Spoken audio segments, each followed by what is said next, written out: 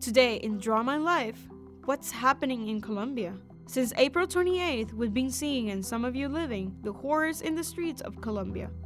This protest, at the time this was written, had claimed 30 lives. Around 1,000 people have been injured and hundreds have disappeared.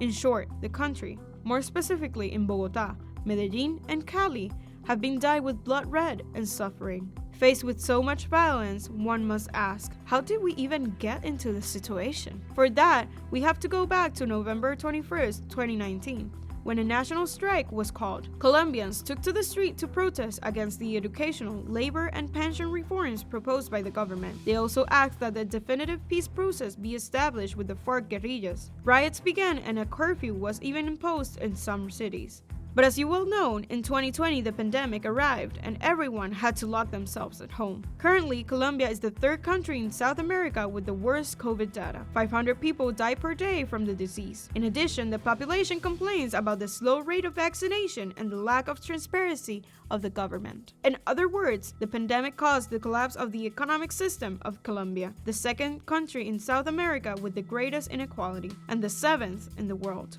In the last year, 500,000 businesses have been closed. The government had to ask for a loan, so its debts skyrocketed. And subsequently, the President Ivan Duque accepted the tax reform called the Sustainable Solidarity Law proposed by his Minister of Finance, Alberto Carrasquilla. Their goal was to raise around $6.3 billion to recover from debt. How were they going to do it? Increasing the VAT on basic necessities, such as water, electricity, gas, and some foods.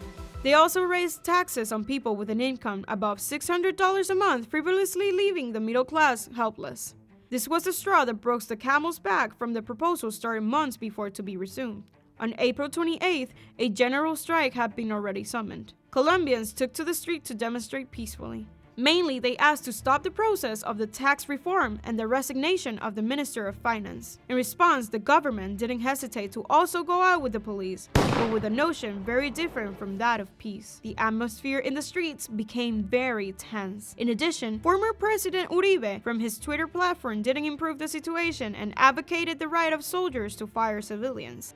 Violence calls for more violence. In this way, the main cities of Colombia became lawless cities. Fires on the streets, looting of shops, and attacked by various groups. The riots killed 30 people and hundreds were injured. The European Union, the UN, and the United States have condemned the violence unleashed in Colombia. They ask that peaceful demonstrations be respected and that anti-riot methods be controlled. On May 2nd, the controversial tax reform was abolished and the Minister of Finance resigned. But by now, that wasn't enough.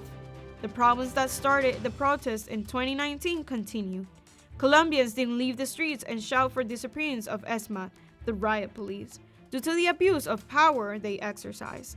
The citizens want to be treated as protesters, not as enemies. They deemed a basic income, the defense of national production, a real solution to the coca plantation, and mass vaccination, among other things. With all this, Anonymous got to work and attacked the website of the Colombian army as punishment for their actions. They published a lot of information that was confidential. And the thing is that in our era, great movements are fueled by social media. For this reason, it's said that the government has censored many videos on Instagram, Twitter, and Facebook that show what's happening in Colombia.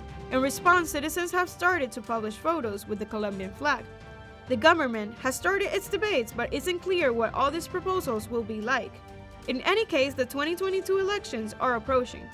Did you know what was happening in Colombia? Feel free to share this video. If besides entertaining you, you'd like us to inform you about important news, subscribe. Until the next video.